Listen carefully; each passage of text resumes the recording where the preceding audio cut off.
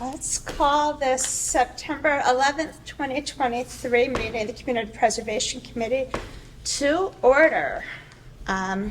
First item on our agenda is to review and approve the minutes from the August meeting. Does anyone have any comments, questions, or any discussion about those minutes? Has everyone a chance to review? I didn't see them. They are in the drive. Melanie emailed when they were there, but Yeah. see if we could pull them up for you real quick.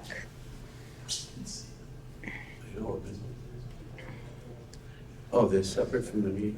Oh. By the way, there's a, when you look at our shared drive documents, there's a thing in there that looks like minutes, but that was just me making a mistake, and there's really no document attached, it's just the headline. So somebody who has authorized, is authorized to change that can remove it anytime. I apologize. I'm some, hair trigger with the enter key, I guess. All right. I can pass on the minutes if you'd like to. Do you want a minute to take a look, Mo? Thank you.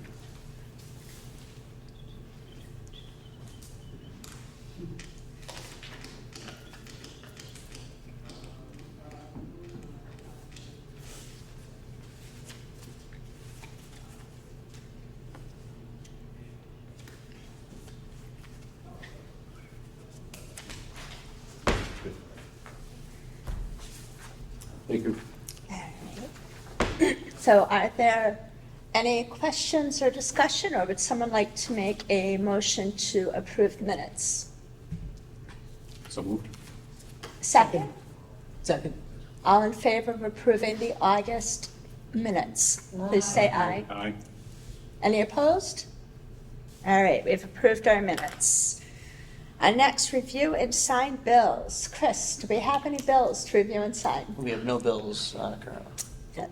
Sorry, We have a request from the coalition. Is that a bill? It's a bill that's come in. Ah, It's the annual dues for $3,500. I missed that. Yep. So I don't know if you want to just take that for next meeting to discuss, but it is the annual dues that we spoke about last year. And it's our portion to support the Community Preservation Coalition. The coalition is responsible for assisting community preservation committees like ours with adopting and maintaining CPA, and any questions that we have gone to that committee as well to get their support for projects in the past. So I'm certainly personally in favor of continuing our membership with the coalition. They've been a very strong advocate of the CPA program. But leave to you, Chair, and to Chris relative to when to continue discussion.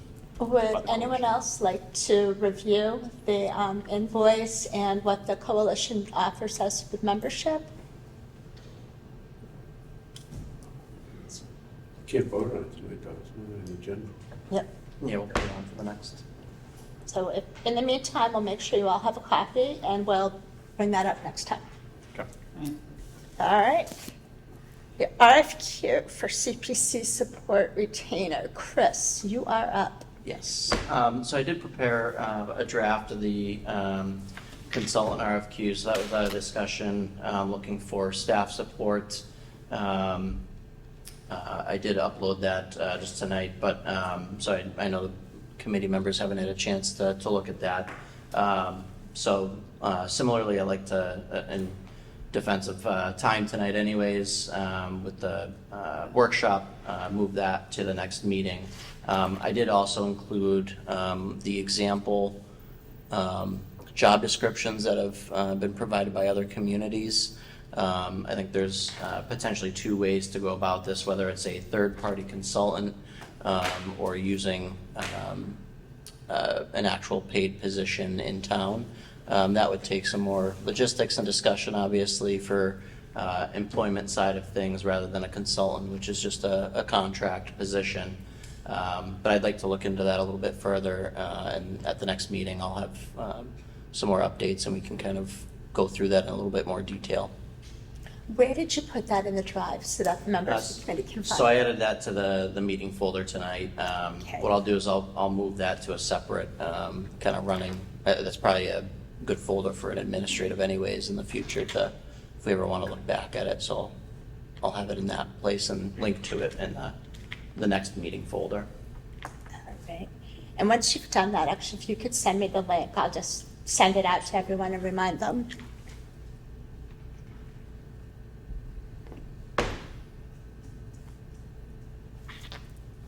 All right. Questions?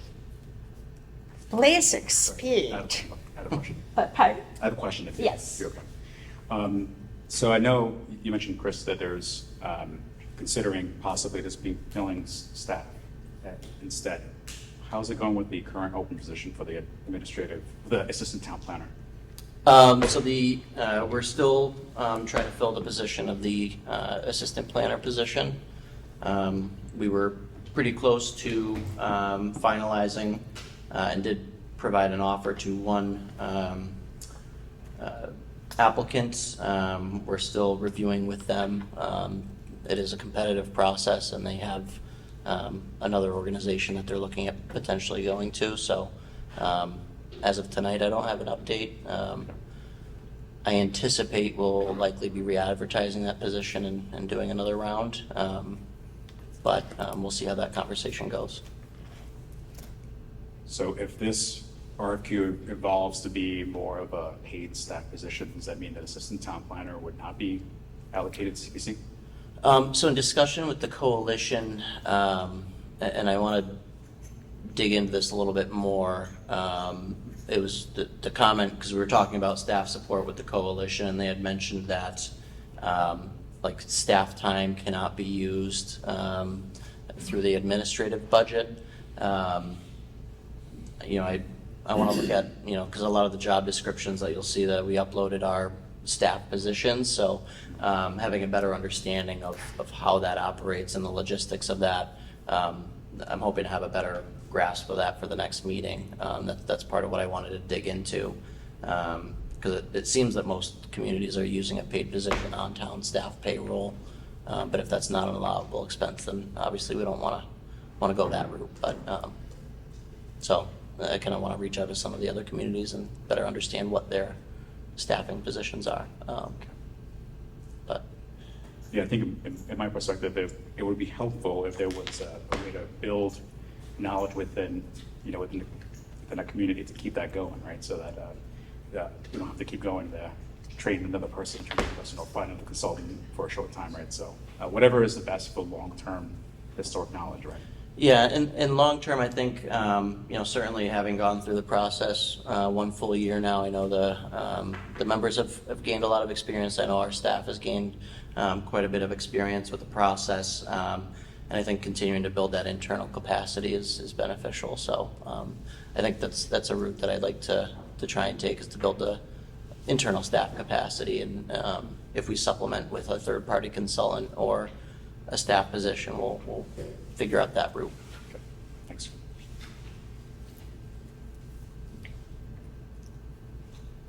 So we're already building our agenda for next month. All right. Are there any other questions for Chris about potential positions or about that matter? Madam Chair, I'd just like to make one comment. I know that experience is important, but no matter how much experience you may have obtained throughout the year, if the time is not there to use that experience, it's worthless, basically, and you really are overtaxed in that department. So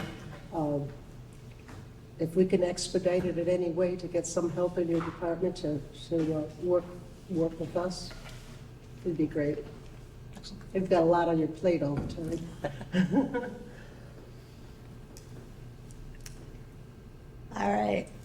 Excuse me. Next on the agenda is to review and discuss project proposals. We have had a preliminary application submitted, which you should have all received via email or found in our drive. I know folks with that proposal are here. So First, are there any questions or comments from the committee on the eligibility application that was submitted? Is this the day we vote on this particular eligibility application? Or are we Not just discussing it? necessarily. If we have questions still, all we've received so far is the eligibility application. So that's step one. We have not received a full I application know, as of we yet. can vote on eligibility without seeing the whole application, right? Yes, Okay. yes, we can. Anyone have any questions or comments that pertain to the eligibility application? I do.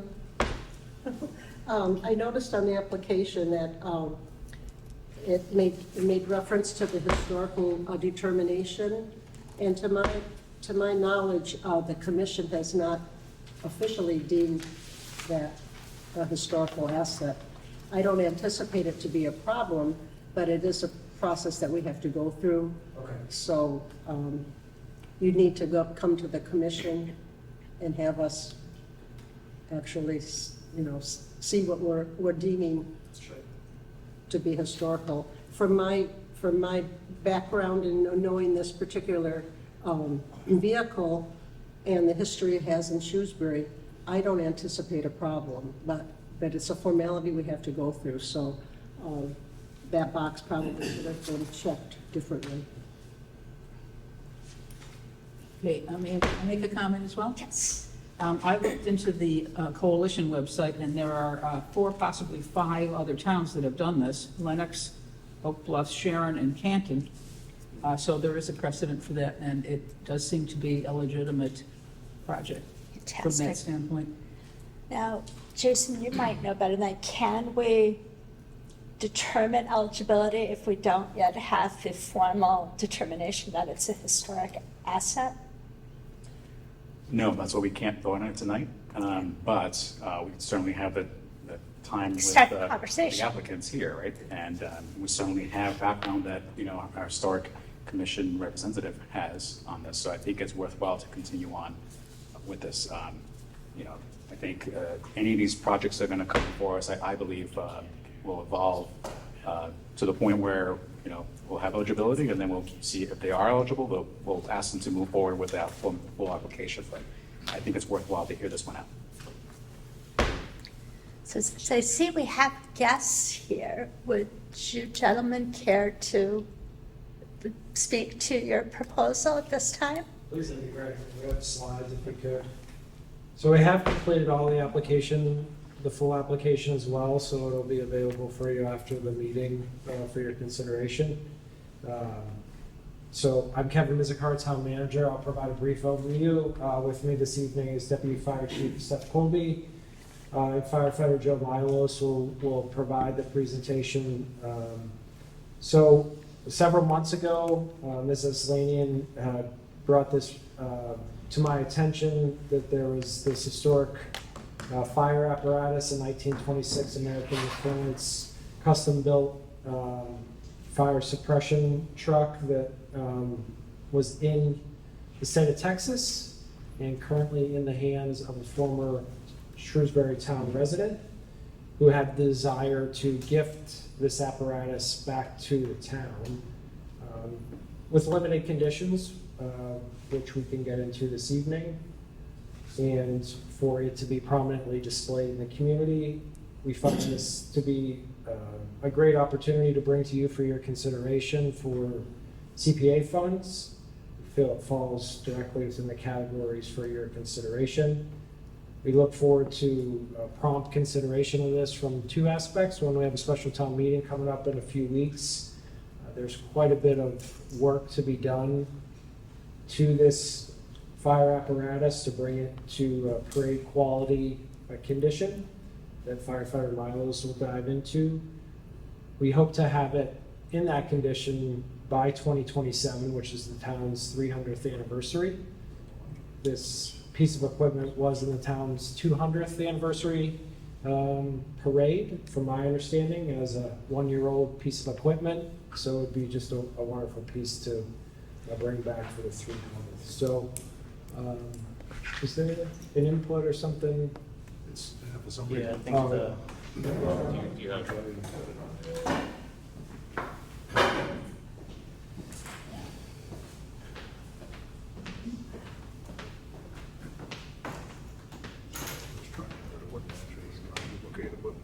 I got it. I think it was on this.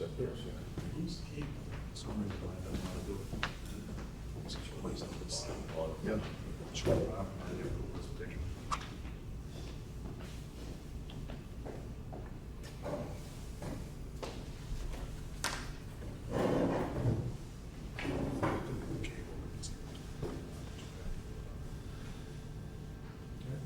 So I'll turn it over to firefighter Milos. So we had reached out, actually we've been reached out by one of the members, by Neil, from the Historical Society, over a piece of fire apparatus that was actually down on North Quincy City. That was an old fire truck from town also that belonged to the Trottle family, was the same ground. That unit was not really of any historical significance to the town. It was a 1970s truck that had been in service up until the late 80s. And it really wasn't really anything overly special. This gentleman here, his name is Timothy Treadway, who's actually down in Texas with this truck, had reached out to us back in 1998 when he first bought this truck. This truck is actually the third motorized piece of apparatus the town has ever owned for the fire department. The first one was a Cadillac truck that someone had given to him that they put a couple of fire extinguishers in the back of and a ladder on the roof of it, and said that was a fire truck. The second one, which was the first real true piece of apparatus, was a 1921 Mack fire engine. And unfortunately, I've done some research on that, and I cannot find any record of that truck still existing at this point in time, whether it's been turned into something else or whether it's just not around anymore.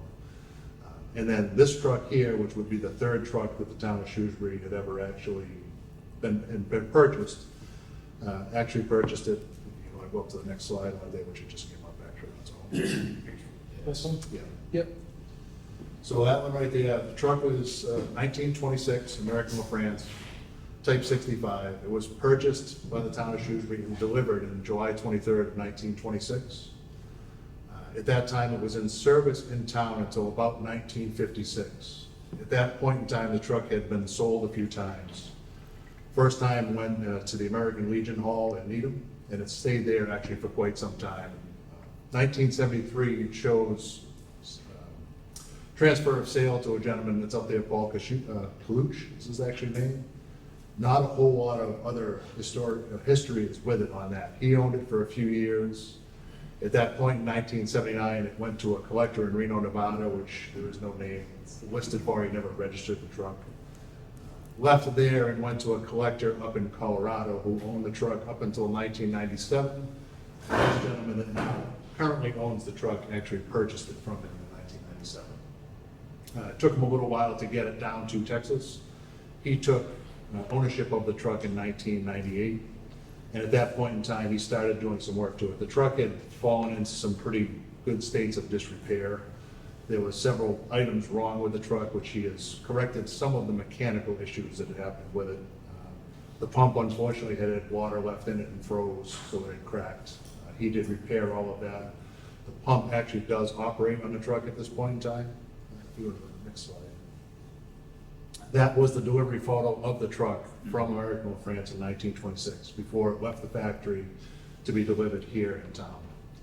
If you go to the next slide up.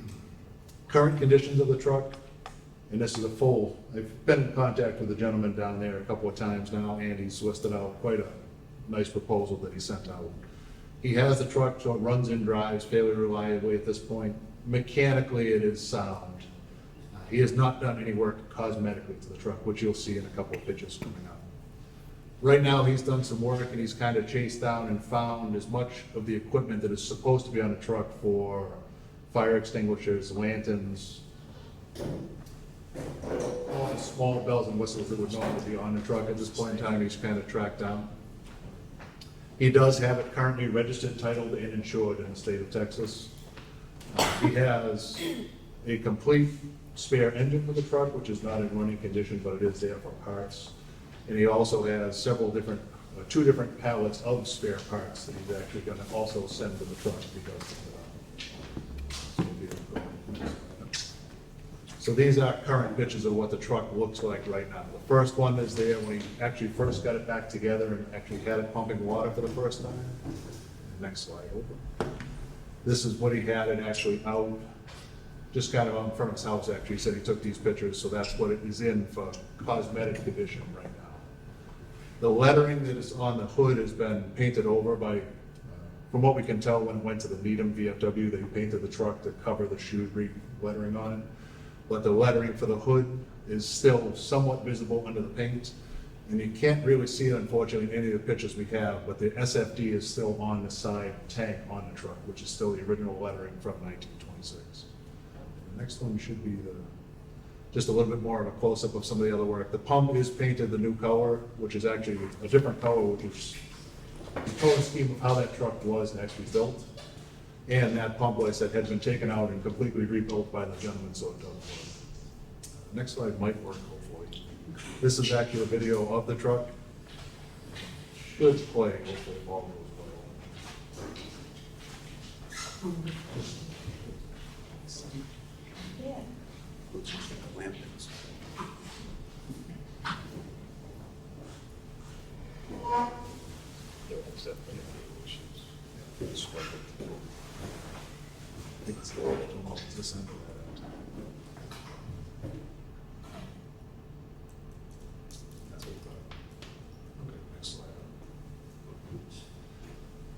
So what we're looking for and what we proposed for, the gentleman has set forth a proposal and he gave it to us in some writing side of it of what he's looking for. He is willing to, it was always his intention to donate the truck back to the town of Shrewsbury. His goal was to have it here for the tricentennial parade. And at the time, he wanted it to be fully restored and given to the town in perpetuity for the town to keep from that point forward. He has a few items that he listed in his proposal, which number one, if it gets transferred to the town, he wants it to stay in the town. He doesn't want it to go anywhere else from this point forward. He wants it to stay in town.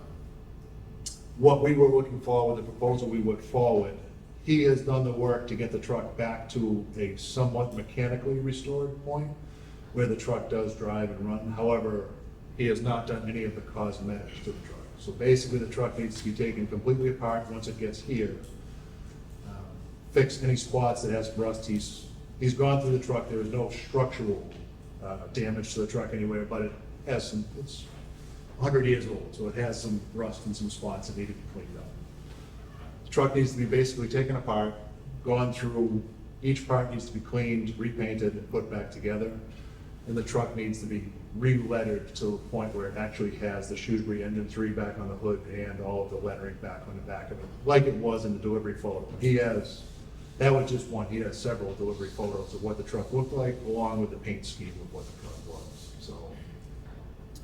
Also, there's still a few other mechanical items that we would probably want to go through on it, the charging system and wiring. He hasn't really done too much to. He's paid more attention to the actual straight mechanicals of the truck.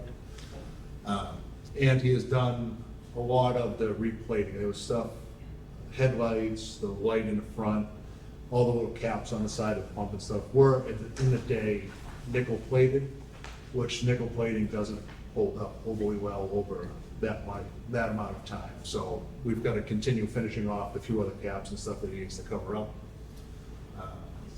The seat has to be reupholstered, and there's a post bed cover that's just long since gone on the back of the truck. At that point, the only other thing left, the ladders that were on the truck in all of those pictures do not belong to the gentleman that has the truck right now. He's borrowed them from a friend, so those ladders will not come with it. He does have all of the brackets and parts to basically put and build new ladders for the truck. So we would have to actually go through, find the wood, and put the ladders together so they're back.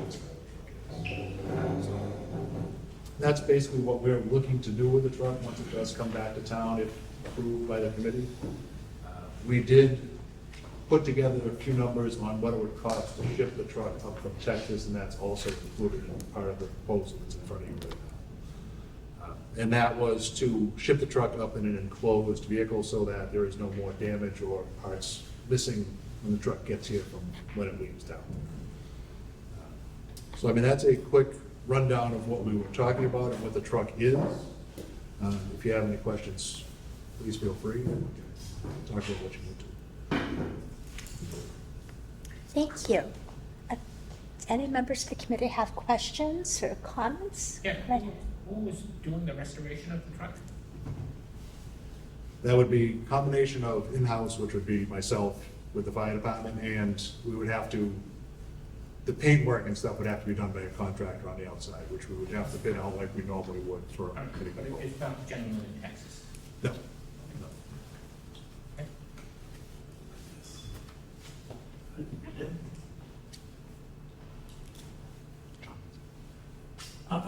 Could you go, the way this reads, it's the $70,000 is for the transportation? No. No. Okay. We did it out, so that the $70,000 is total. The quotes that we got, we called 3 different companies in typical form of what you would for all municipal projects. And it comes out to be $9,500 in shipping to get the truck up here. And then the $60,000 is the actual costs. And it's an estimation because we don't have the truck in front of us right this minute. So going with the pictures that we have of the truck and going with some general, for 25 years of keeping the trucks in one piece that I've been doing, you know, what it costs to actually have stuff painted and put back together. So that's, the $10,000 is for transportation up, and the other 60 is for the actual repair work on the truck once it does get here. All right, yeah, I can get it. If I looked at it, the way it read it, I thought 70,000 was high in transport. I would have got a truck and brought it up to that. You know, my impression is, I think 60,000 is, It's most likely a little light, depending on what everything comes down to, but yeah. we've also talked about it when we sat with the manager and kind of had a discussion on the truck. We didn't want to go forward with a number that was higher than it needs to be either. It was better to kind of start here, and if we needed to, either A, come back with another small proposal to it, or work on some other funding options of what we could have to finish up the other side. Yeah, I think that's fair, because I mean, even if nothing else, even if your numbers were on target, you're not gonna repair it till 24, 25. There might be cost escalations in the next 2 or 3 years. Correct. Plus, my impression is, like you said, you know, we're trying to solicit donations to fund whatever we're gonna do for the 300 years. We might be able Yeah. to collect some money on that behalf, but yeah, okay, so I think 70,000 is fair. Do you have any idea how many parts are missing? Parts-wise, there are none that he listed missing. He did a very nice write-up on the truck of what is there and what isn't. He has found the lanterns on the back, he found the extinguishers, he's not found the hose far in the back, which would be very tough to honestly find 1926 hose that still hasn't been eaten by something at this point in time. But you could find some, I hate to say it, we have some that's almost 40 years old that we have. It would look the part in the back of the truck. He did list off a couple other small items that he has swapped over on the truck, but he does have all of the originals from the truck from when he's got it. As for the other stuff in there, like I said, basically his biggest thing the truck needs is cosmetics more than mechanical. It needs the engine, needs a little bit of a freshening up part of it. It's got a couple of small water leaks, which he's listed off exactly where they are. But for actual equipment on the truck, in the pictures that you can see, if you go back one more, the other way, sorry, go back one more, keep going, right there. So all of those small lanterns, the valves, the adapters, the hose, that he's found all of that through the past 20 years of owning the truck himself. And most of the stuff is there. I said the ladders are not, and that's something that he is addressing by giving us all of the brackets to be able to do those ladders. So do you think we could get people who work on these old trucks? The people in Shrewsbury, have you talked to people, that people interested who would? There's a very large community actually out there for the antique fire trucks. There's a, I apologize, I can't say out the entire, SPAMFA is what it actually is shortened as, which is basically an antique fire apparatus company, a club that's around. They have a giant muster every year in Rhode Island, and they had one again this year where they had over 200 trucks down there. So the community is out there. There's also a gentleman, in Leicester that has restored 4 or 5 of them. It's actually a school teacher in Leicester, which I've reached out to with this, and he knows this truck personally, and a couple of other gentlemen that I have talked to on it. So, yes, I think finding the people to do it would be a case. No, but I mean, there are people who do this for a hobby, Yeah, so you might be able to get some people to help you. yeah. It's a tremendous gift. I understand that you want this to be parade quality, which means, of course, it's not going to be pressed into service firefighting, but you might take it out once or twice a year, and basically it would be garaged or on display somewhere at that point? Yep, in his request, he actually has listed in there, the truck goes to that muster usually once a year down in Rhode Island, and is available for any parades. So the Spirit of Shrewsbury, he would like it to come out far and stuff like that. So the truck would be, and when we discussed it with him and kind of came up with a number, it's a good cosmetic restoration, but it's not a museum quality restoration. So it won't have every single perfect nut and bolt back to, exactly how it was when it left. It will look like it was supposed to look, it will function how it was supposed to function, but it won't be something you'd be afraid to take out of the building to actually show people if you were doing it in a parade and so forth like that. Any more questions, thoughts? Yes, Martha?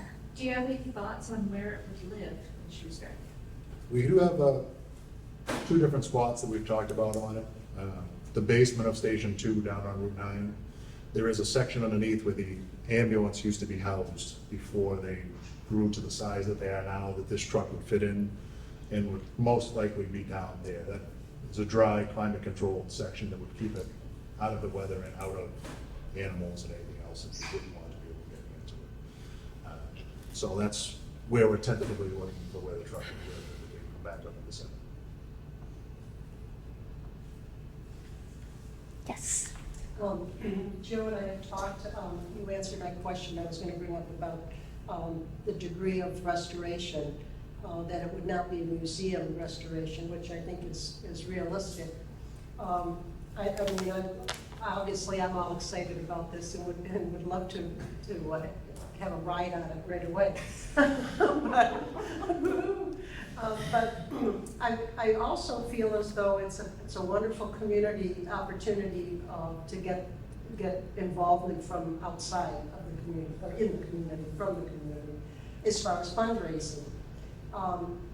Have you even thought about maybe getting the community involved to have some type of a fundraiser, an ongoing fundraiser where people could contribute to the restoration? We had talked about it a little bit. The biggest thing we and the reason why we went this route with it first, it's a lot easier to get people involved in it when it's actually a tangible item that they can see and touch. So if we were to be able to go this route, that would at least get the truck back in Shrewsbury, and then at that point in time, I definitely would not be against looking at some other options. I think that's a logical step, but I think once they see it in town, I think there would generate a lot of interest in helping to contribute to the restoration or just the general maintenance of it and to keep it going or whatever it needs in the future. So projects like this, I think the community needs to have a feeling of ownership and stewardship with them. And, when they participate in purchasing it or helping to restore it, they take ownership of it and appreciate it more instead of it's just being a parade item, So I'm glad to hear that you're considering it. And I'd be happy to help with any fundraising. What are the caveats out there for the donation? You mentioned something about participation in the parade in Rhode Island.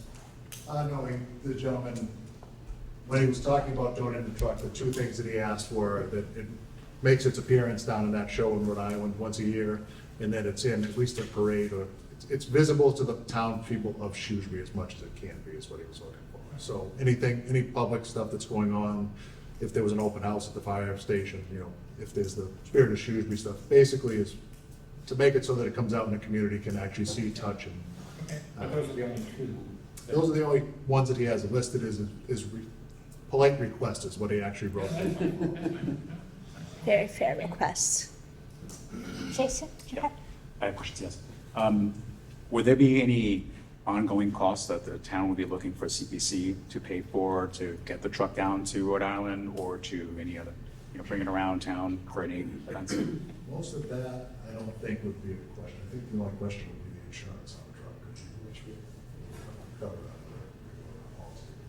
that. Yeah, I think that would be a great thing when you talked about fundraising and donations and community involvement, where when you bring it out to an event, maybe there's a way that there's the bit that people can contribute to.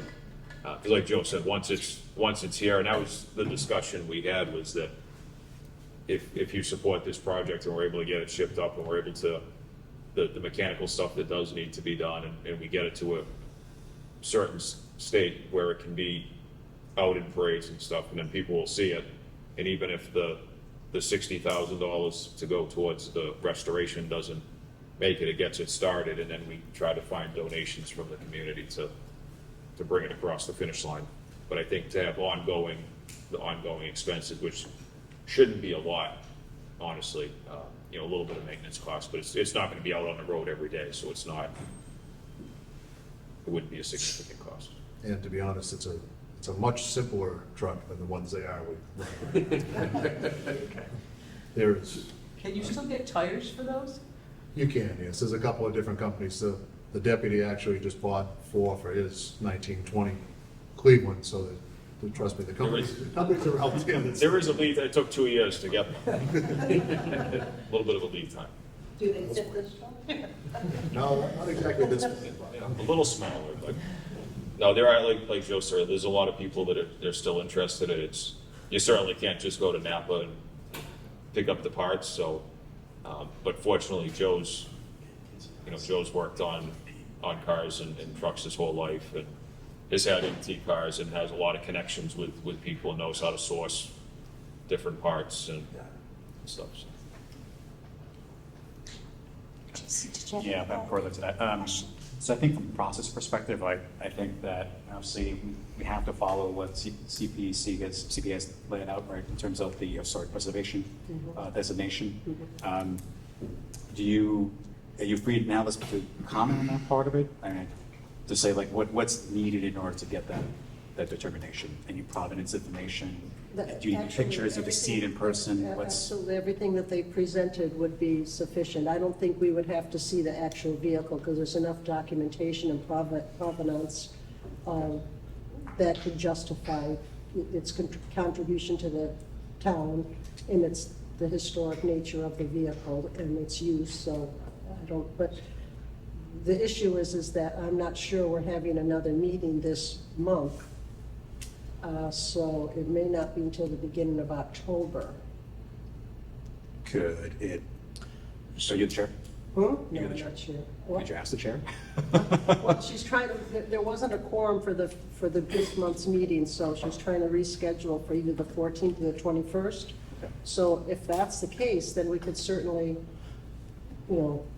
make that determination. Oh, Chris has a, So just process-wise, in terms of when consulting with the coalition on the historical designation, they did mention that it simply would have to be rendered prior to the town meeting vote. So I do believe we'd be able to act and have that as a condition, essentially, that for the recommendation to go forward to town meeting as voted, that they would need to have the Historic District Commission successfully designated as a cultural asset.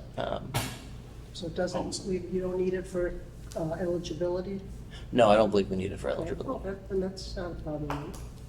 Well, so as long as it's checked, the box is checked off. Yeah, exactly. That's Right.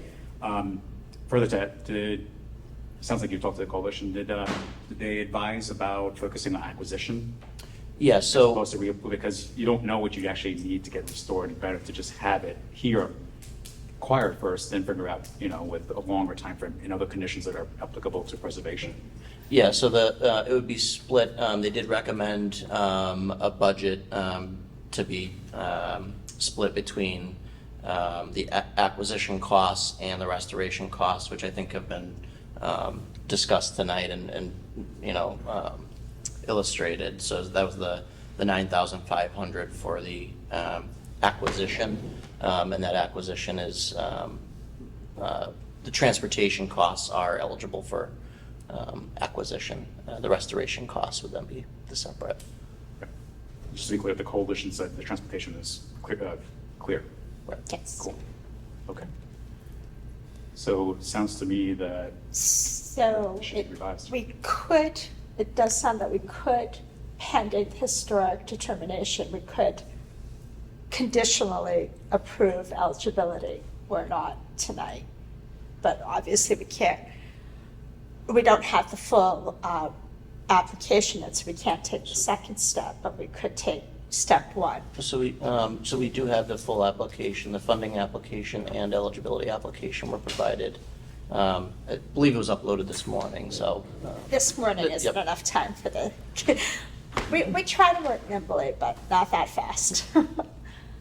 So we would not be able to fully determine yes or no tonight, but we could determine, I believe, eligibility Eligibility. with the caveat that once the historic determination, eligible as long as the historic determination is made, which sounds like it won't be a problem. But so you're bigger experts. No, But how does that sound? Eligibility, I think eligibility has always been a very nimble piece of it that we move forward on. Yeah. Um,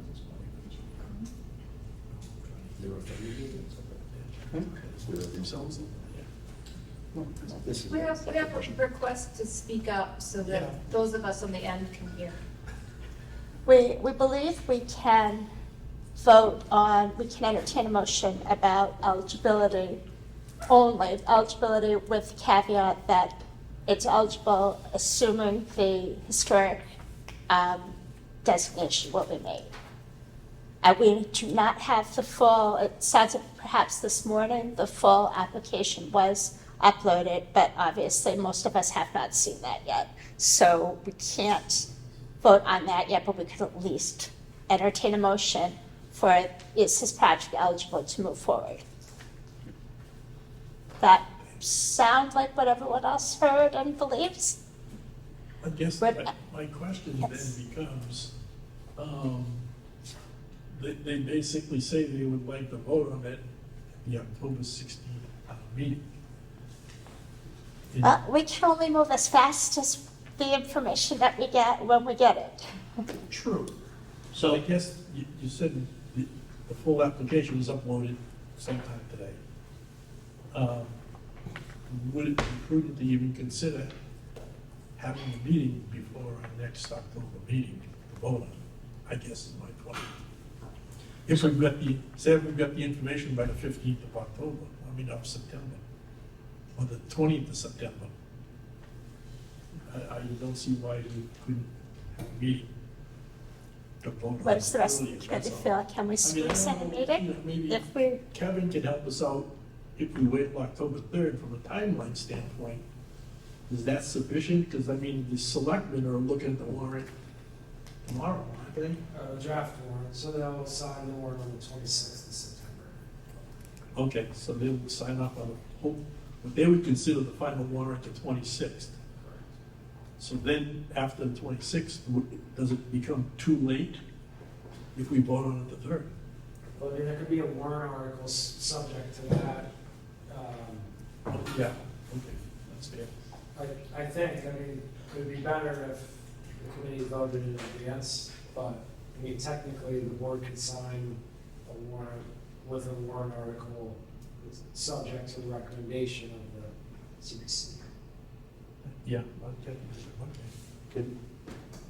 Because it's hard to hear in here and get a little confused. What are you suggesting we do this evening? I'm suggesting the only action we can take tonight is to determine eligibility Okay. with the caveat that it's eligible or not.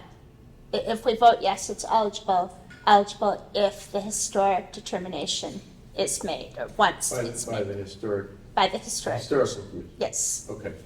And then at our next meeting? We could try to schedule a special meeting in which we could consider the full proposal. Okay. But the committee, everyone needs the opportunity to review it.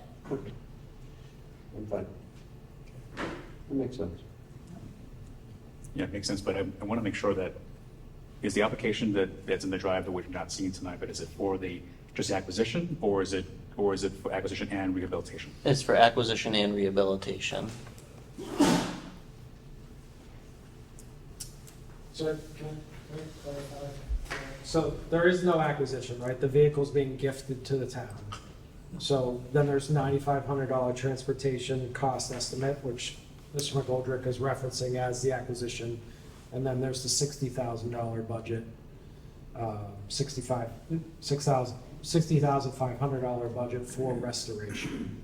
In order for transportation to be considered an allowable use of CPC funds, we need to consider transportation as part of the Sure, yeah. acquisition. Yeah. Right.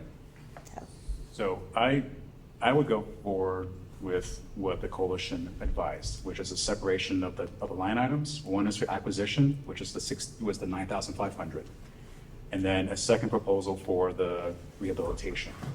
So my opinion, I think the speed part of this is to be able to acquire it, right, so that it gets transported up here. Then that gives you the opportunity to review all the parts and physically on site, right, and to not just and I don't think a punch list, right, given this person's word, but you see it for yourself, and then we come up with an estimate that is sound based on your on-site expert review, and then plus there's another element to this, which is the coalition does say that in terms of rehabilitation projects, it has to conform with the Secretary of Interior's standard for rehabilitation, which is whatever book that is of how much detail that needs to go. So it may, there might be plenty of people interested in making, hey, I think this is good enough, right, to rehabilitate, but in order to expend CPA monies, it has to fall, for rehabilitation has to fall under this category, standards, I should say, which we're not in a position to be able to talk about whether what you're proposing is meeting those standards, right? Unless you have somebody, a preservationist, that's certified to say, yeah, I can bring this to that level. And considering the conversation so far, it sounds like it's more ad hoc, in-house, are there preservationists in-house? If they're not, this is where I'm concerned about that. And I see this as a great idea, but I'm just concerned about the legality piece of it in terms of expending CPA monies on the rehabilitation part. I think we need to be cautious on that side of it. So I think, me personally, I would just focus on the acquisition to spend the money to have the truck moved up here expeditiously, have it on site, and then take the time to figure out what can be done and what standards need to be followed. Makes sense. But what we cannot do tonight, we can act on the eligibility piece. I'd like to. Okay, but now you just confused me. You're saying not support the whole 70,000?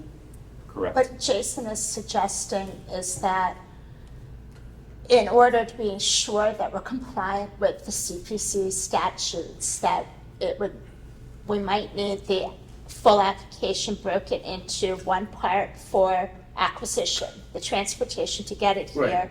and the other part for restoration. Right. Because to legally comply, there's a certain level of restoration that Right. we might not be able to determine right now. But when they go to town meeting, they're asking for the full amount. The town meeting, they'll ask for what we say they ask for. Right, but they're not gonna, it's not only gonna be for $9,500. John? I'm confused in the sense that in the statement, the 9,500, call 10 grand, 10 grand. Are you saying the restoration of the unit, parts of the whole thing or parts of the thing may not conform to the CPC? Well, that's what What's not gonna Jason's conform trying to the determine. CPC, I guess. There are standards which are documented in the coalition's website. And then that just references a whole slew of more information that none of us are in a position right now to be able to ascertain. Right, I think that from a application perspective, you just said rehabilitation. Well, I think we're going to need to. My understanding is we're going to need to see detail about what's that preservation, what's the efforts, who's involved, are they certified preservationists, et cetera. It just keeps going further and further. And I think I think that it probably not in the best of a timing perspective, right? The objective is to get the fire apparatus up here. No? If it's not, I mean, so I have a couple questions. I'm not aware of the need to have some outside certification of a preservationist to determine the scope of work that we need to do in order to use CPC funds. So I guess I would just question whether or not the guidelines by the coalition are guidelines, or whether it's something that we have to comply, which we can get into. But my concern would be, and the reason that we proposed the full application, and I realize that the committee hasn't had the opportunity to review it, and it's broken out between the two costs in the detailed budget that is presented in the application. We do have concerns about waiting even 6 additional months, or we wouldn't be here this evening. It's critical to get it up here, but 6 months of time in the timeline to get it to parade quality for the 300th is very important. So not having $1 to spend after the truck lands in town could present a challenge. And I'm grateful for, the committee's interest in wanting to get it up here. We just love the opportunity to get the funds in place to be able to begin that scope of work, and whatever certifications are required along the way, we can dig into that. But it would be our hope to get more than just the 95, or we would have just waited until May to bring the project forward to that time. I think, well, so, sorry, I just want to comment then, since our chair has needed to vacate, I understand what was happening. So I will assume chair until she returns. Yes. okay. I think what we should do is let Chris get on the phone tomorrow and make some phone calls and try to get some answers to the questions that you raised. And when we come back to vote on funding, hopefully we'll have the answer to that question. Because we can't be the first ones who've done something like this. No, it's not. Yeah. So I think we're getting way into the weeds, and we're starting to worry about stuff that maybe we don't even need to worry about yet. I think we should let Chris talk to the people he was talking to up to this point, try to get some more information, and if he has to, we can call somebody else. But we have time to do that. I don't think we should presuppose we're going to have a problem yet. Chris? So I just think, in terms of logistics, I think, my recommendation would be that I think there is a path forward that we could go with the application as stated. As mentioned, they do split the costs. It's $10,000 for acquisition and $60,000 for the restoration. I think what that does, that provides a sufficient budget to do the acquisition and the restoration. If we do find, in terms of the cost of restoration or certification, needs additional funding, as kind of alluded to, there may be an additional request for additional CPC funding in terms of finishing off that cost. It's really hard to determine until we have the apparatus here to evaluate what specifically needs to do and what those costs are. So I do think that would be able to be covered through a secondary request to finalize that restoration. I don't think this is a 1-year process. I think it's going to take several years to complete the restoration anyways. So I think that would fall within kind of the timeline of CPC as well. But No, sorry, John asked earlier. Well, I guess, see, here's where I'm confused. We voted on the restoration to some extent from the schoolhouse.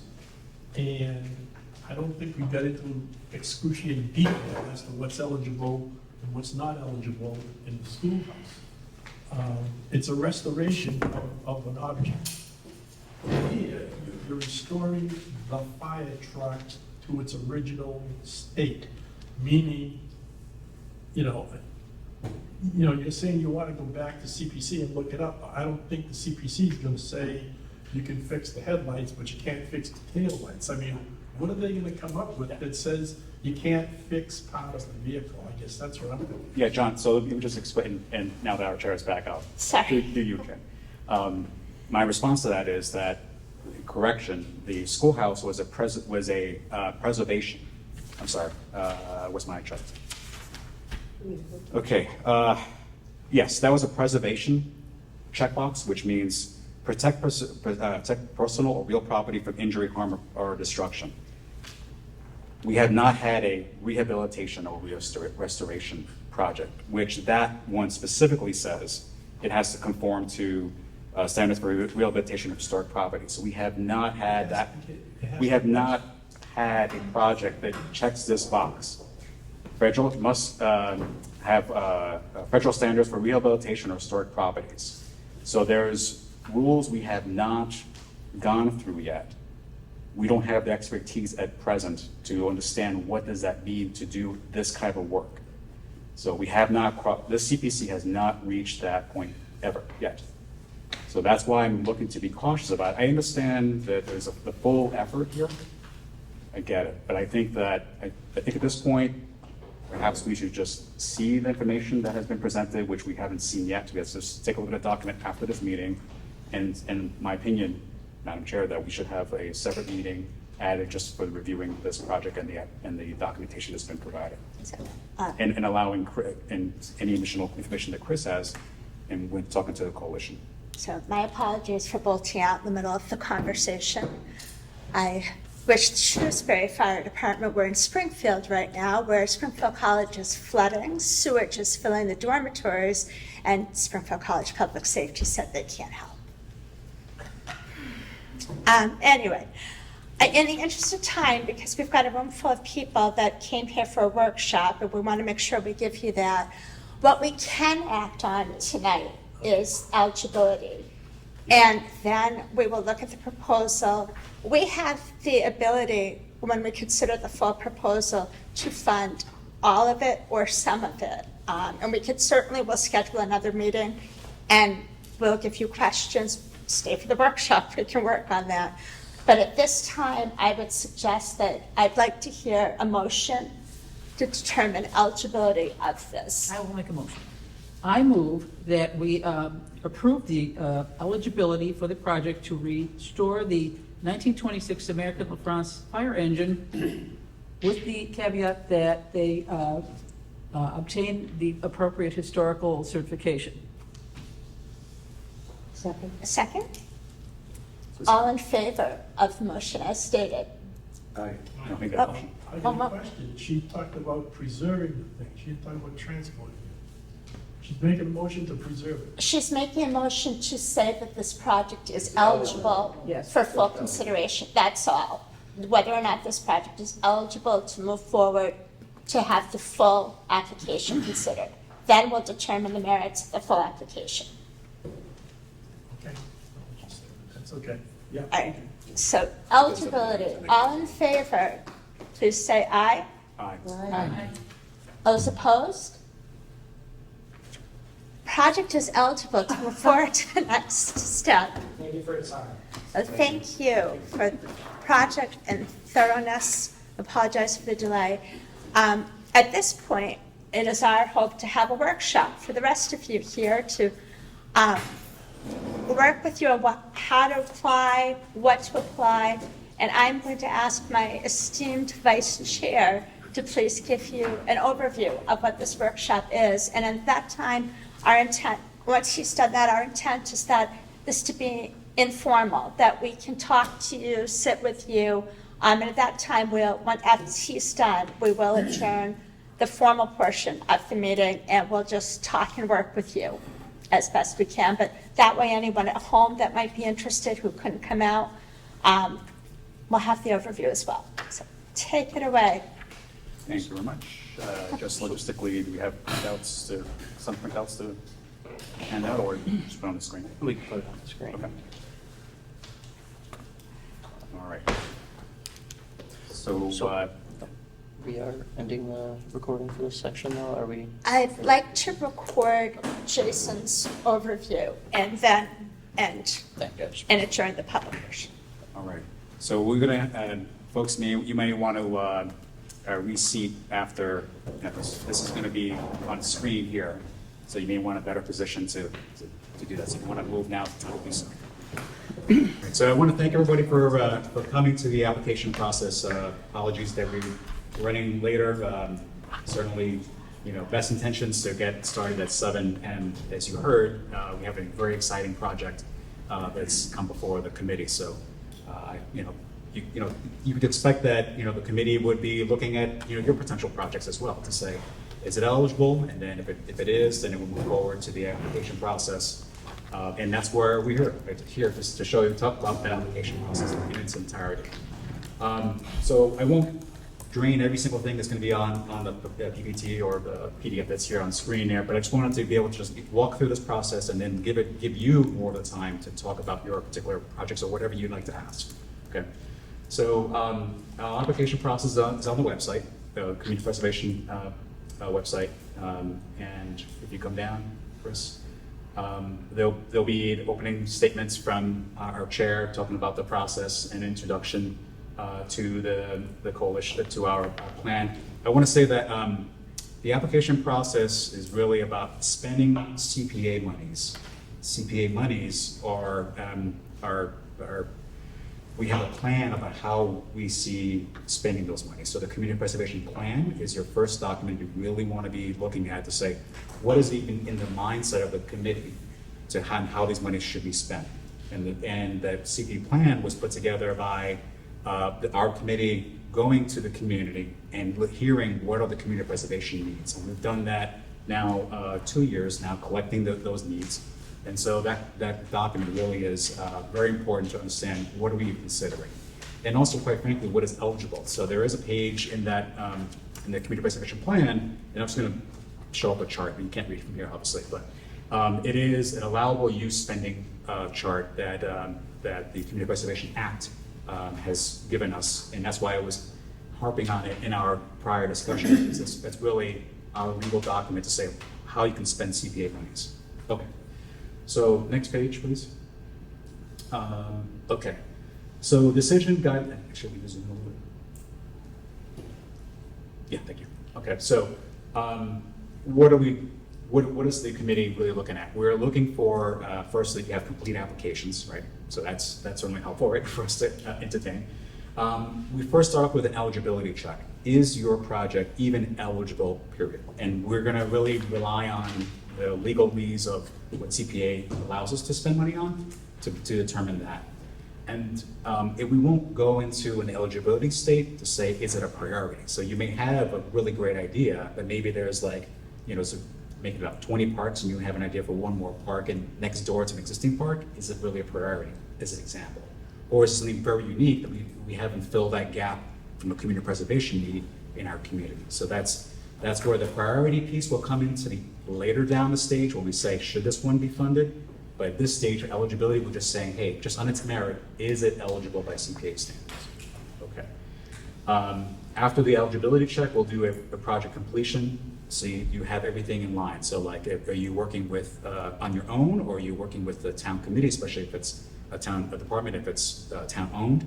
But we'll do some of those other checks around that. This is just some background conversation here in this page here. But those guidelines, obviously, you'll see it more personally if you pick up the application document. But we're going to be looking at things like eventually to talk about the prioritization of the projects and obviously eligibility, as I've already discussed. Can we come down? Okay, and then here is an application timeline. Last year, we were in a rigid mode of saying X date, and here's these time gates, and this year, which started July 1st, we've opened up the gates so it's not a rigid timeline, but more of an open, rolling plan of project proposals. But of course, we still have the caveat that it has to be approved by town meeting. So any of your proposals have to really kind of fall into a town meeting cycle. But sometimes what we've learned, even as we're talking about it tonight, you can see that if a proposal really lines up very well with the timing of town meeting, that it can actually move faster. But again, the stars have to align in order for that to happen. Okay, so what we have here, and our approval steps here, we have tonight's step here, which is reading the CPA plan, consider attending an application workshop. So congratulations, you've done the first step, come to the workshop. Workshop is not required, but it was suggested. Next is a project eligibility form that will be filled out so that the committee has ability to see what it is you're proposing to see if it meets eligibility. Next is number 3, which is CPC deliberates and votes on eligibility. Well, you saw that happen tonight, 2 for 1, right? We did eligibility for the project, and we actually say we're eligible to move forward. Number 4, we'll do a project funding application, whether it's recommended to be submitted to town meeting. So really, it's the next document that the proponents that were sitting here, they would have to fill that out so that we have something to actually look at, say, what are you proposing? How do you plan to spend the money? And number 5 here is the project funding application review and applicant project presentations. Mouthful. Basically, we will review it formally and say, weighing that with their needs amongst the budget and getting any other additional presentations. Obviously tonight was a little of a nuance that the presentation was given tonight and eligibility, which is fine, but if there's any additional presentations to be had, including also giving a presentation so we have an open meeting where we have other community members are come to comment on the project as well. So there at least we have to come back to hear that. Number 6 is CPC deliberates and votes on funding recommendations, and then select board signs a town meeting warrant. So the CPC has the statutory requirement of recommending, I should say, the project proposals to move forward to town meeting. So it must go through the CPC for that. So we have not done that deliberation for that project we just heard about, but any of the proposals would have to go through that. Next, as any other warrant article in this process, it goes to select board. The select board then presents that to the finance committee. Finance committee weighs in, it does their recommendations, and then finally it goes to town meeting for their ultimate approve or not approve, or approve with less money than requested. Okay, if it's approved, then you get into the next stage, was project implementation, which is a whole other category not discussed tonight. Okay. All right, moving on. Okay, I just want to pause this. The purpose of this paragraph, this blob here of text is really to say that we've transitioned to a rolling basis and for submissions. I just want to let you know that if you have an idea for a project proposal and you're trying to time it for a particular town meeting, just be cognizant that there's this process that needs to be had in order for us to adequately review your project in a timely manner, and be able to give you comment back to make changes and work with additional people in order to make that happen. So just be very cognizant of your timeline if you're trying to push it for a particular town meeting.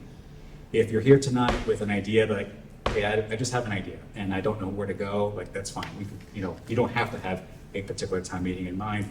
These projects can have a long timeline that spans years in terms of your facilitating your idea and materializing it to a project that actually goes before a formal review and to get to seek funds. Okay. Just how often does the committee meet? The committee meets monthly. Okay. This is a flow chart that really describes what I just discussed. But ultimately, there are checkpoints here. Eligibility can end with a denial if it's not eligible. We can't do anything about the fact that your project is not eligible by CPA. Then that's the way it is. But we may see other opportunities. If we see them, we may inform you about another way to get your project funded if it's not eligible to CPA. And then finally, coming down here to that number 6, where the CPC deliberates on your project. Again, if your project is not, if the CPC doesn't see it as a priority to be funded, it may be just a non-priority that year, and you may have an opportunity to come back again to seek funding at a different time. If it was, let's say there was a project also in the mix that was really sucking a lot of the money for that year, right? But next, there's always a rolling amount of funds that are coming into the pot. So perhaps the following year is a little more clear. So not to despair if your project is not deemed recommended by the CPC in that particular year. Okay. All right, moving on.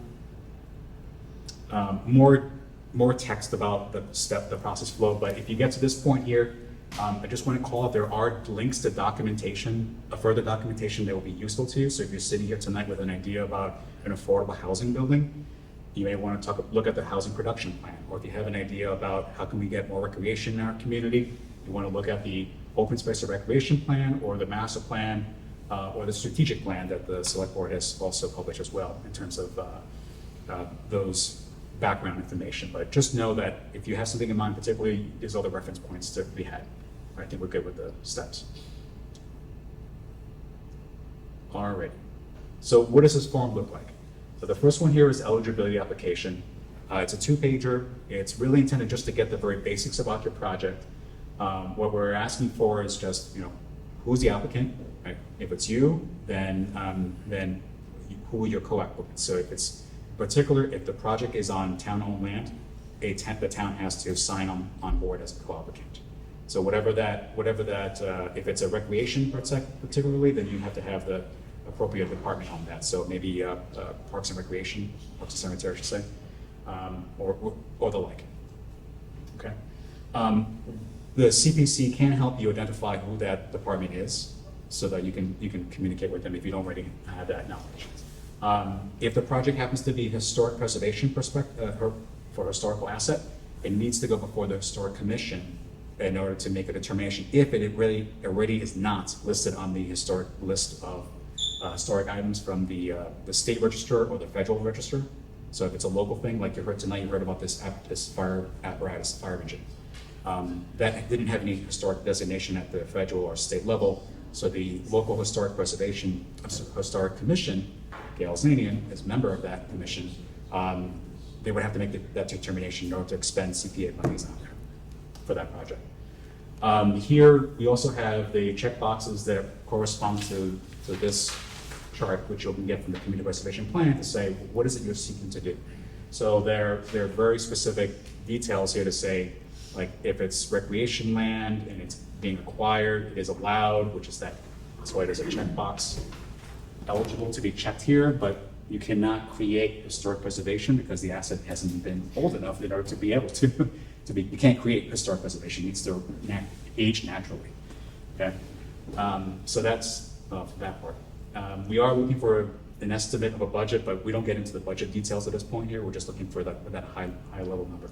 We come down to the next page. We're asking for your brief description of what are you looking to do, who's going to benefit through the community needs. What community needs are will be addressed by your project, and then who will benefit from your project. And then we're also asking who are your partners in this project. So if you're working with the town committee, let's hear that out. If you're working with, let's say, a friends of group or a PTO, that's the kind of information we're looking for. And then anticipate a timeline for the project. And if that timeline doesn't, and if it doesn't work out, or if anything, any details you want to let us know about that timeline, it's important to put that into eligibility. I think that's it. Okay, so we'll eventually get, if your project is eligible, we will be looking for a co-sponsorship, especially if it's town-owned land. So that's basically, there's a sign-up further down. It's just for us to know that there is a member in the town department to sign up on that. If your project is eligible, then we would ask you to come back for an application process to fill out this document, which is further in depth. Where at this point, you've already had conversations with the town department, or if it's a private organization, you've already worked with them and got more detail. So this document is really just to get that more detail. Right? Give me, to get down to the more project specifics. This is why I was asking about, I want to see details about that fire engine we just talked about that we don't have yet. Like, what's that money being spent for? I would ask the same question in your project. If you're asking for money, what are you doing with it, right? Especially if it's relative to a particular category that has more, legal strings attached to it. Right? We really need to be careful about what is eligible. Okay, I think you get the point on the application side. It's just more detail. Okay. All right. I think. Yes, a budget form. So in terms of when we get to the full application, we were looking for this standard form for budget perspective. So maybe you worked with a contract company that gave you an initial estimate. Maybe let's say you had a project proposal for playgrounds equipment, right? And they said, oh, 70 grand, right? We'll do everything, right? Don't worry, just this, right? Well, we're I'm gonna ask you, what is that for, right? So giving details in this standardized project form, just breaking that down. So they can provide that detail at that summary level, that consultant estimate, but it really needs to break down to this kind of perspective. Okay. Any questions at this point? You disagree with the online? It is? Yeah, you can just show them. So on our page, Community Preservation Committee, there is, yeah, left-hand side, then forms and documents. And the document we're just walking through right now is Community Preservation Application Process. We also have the documents broken out too, so if you just want the full packet, it's that second line, but it's also broken out. Thank you. Any other questions before we break into your individual project discussions? Any timeline for it? So you want to drive a timeline relative to when you want to seek funds. So if you're looking to have funding this year, certainly the fall town meeting, which would have to really been kind of in play tonight. But when it comes to the annual town meeting, the sooner you can get your ideas formally on paper, the eligibility process, the better. The better, longest timeline is the best timeline, so that everyone has an opportunity to really review that project and give you feedback along the way, especially if you're working on your own and need to really work with a town department if it's town homeland. So you want to have that long time frame. Does that make sense? Jason, can you talk about the big buckets again of where the money can go, and also there's a minimum amount that's supposed to be spent per category?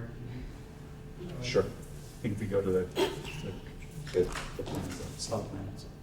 So if we go to the community preservation plan, right there in the middle of the budget.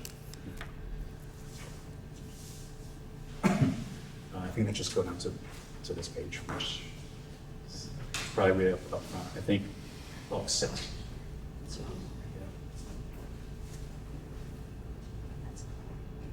Oh, actually, that's good. That's your answer one of the questions. Okay. All right.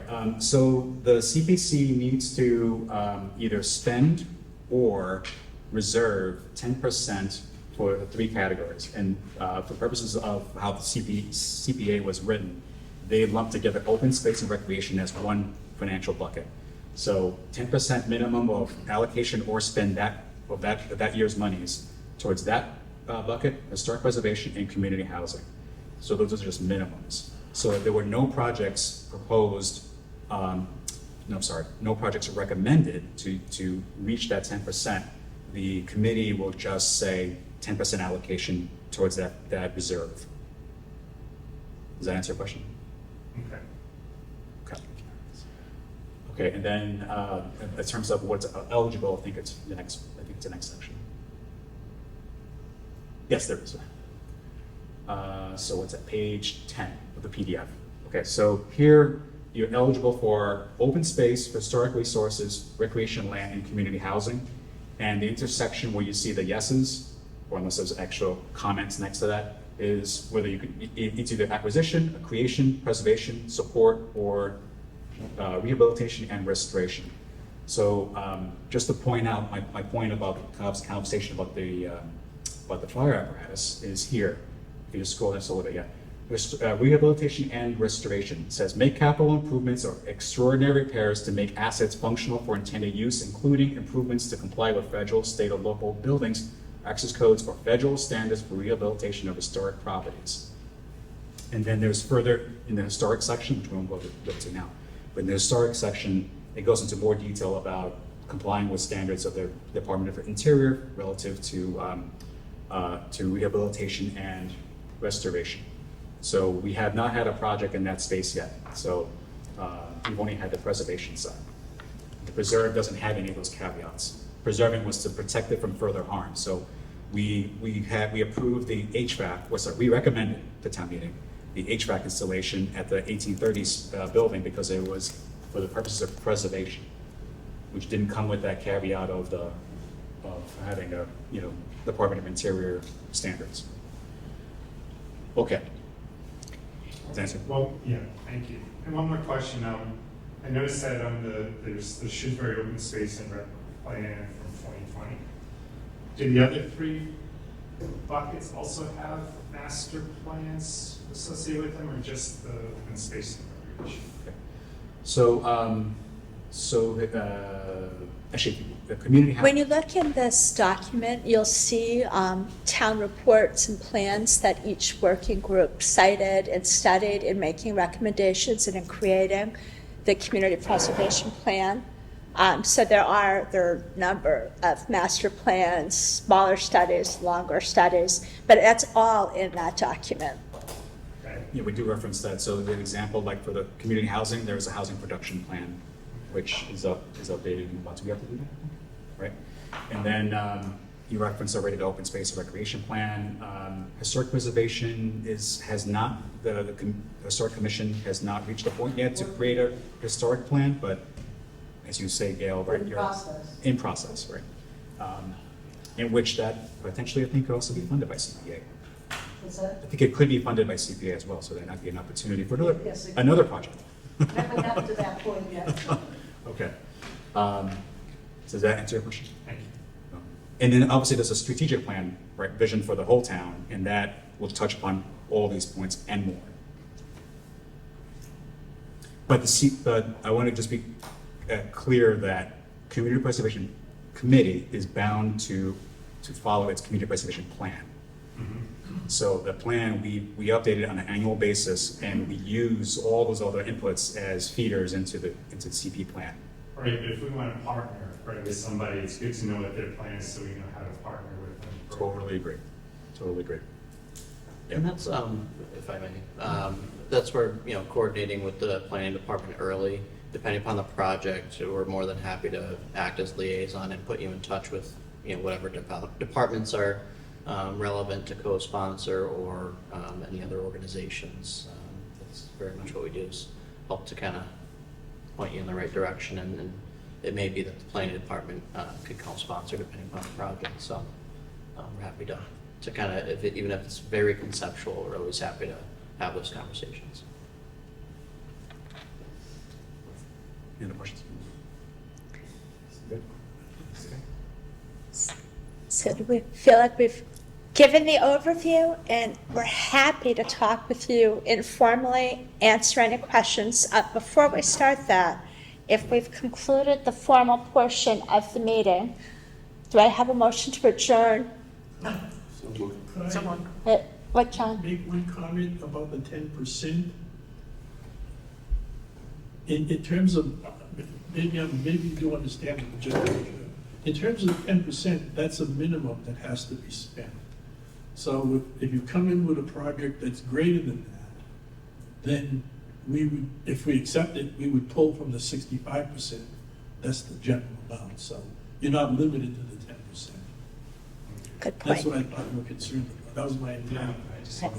And funds that aren't expended in a fiscal year will remain as part of the CPC budget for future years. So, all right. Very expensive. Let's get project. to know We can turn you it out in folks several years. informally. Are we ready? Is there a motion to adjourn? Adjourn the entire meeting or adjourn the portion? We're adjourning the formal presentation and video, and we are staying and talking with these fine folks, but in a less formal manner. All right. I believe there's a motion on the floor. Is there a second? Second. All in favor of adjourning? Aye. Opposed? All right. Sorry, no question. I believe, we're still in a quorum. So I think I believe we're ending the video recording, keeping the meeting going, because we're in a quorum. Okay. So we're moving to the application workshop section. The recording will end. We will maintain minutes of the process, but it's an informal workshop, and we will adjourn at the end of the workshop. Do you want me to make a motion to That convene would be- into the workshop session. That would be perfect.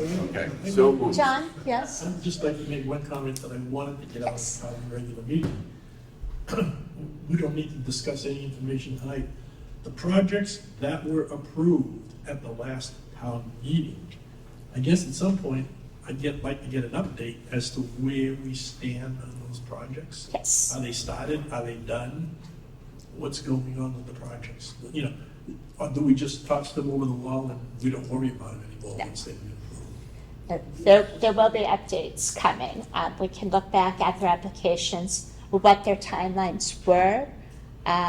They should have started, they could have started after July 1st, but not before. Yeah, So- I only put the bids out for the basketball courts already. So all of the contracts are signed and we can, I can certainly get updates and provide that to you at the next meeting. We'll put that on that as an item. We'll put that on the See, I don't agenda. want to start discussing it, so let's move on and take care of that. We can discuss that offline. Perfect. Mo, would you like to Or make by the that next motion? meeting. So, I move that we move into the workshop session of the meeting. A second? okay. All in favor of moving to the workshop portion of the meeting? Say aye. Aye. Opposed? We'll move it to the workshop portion of the meeting.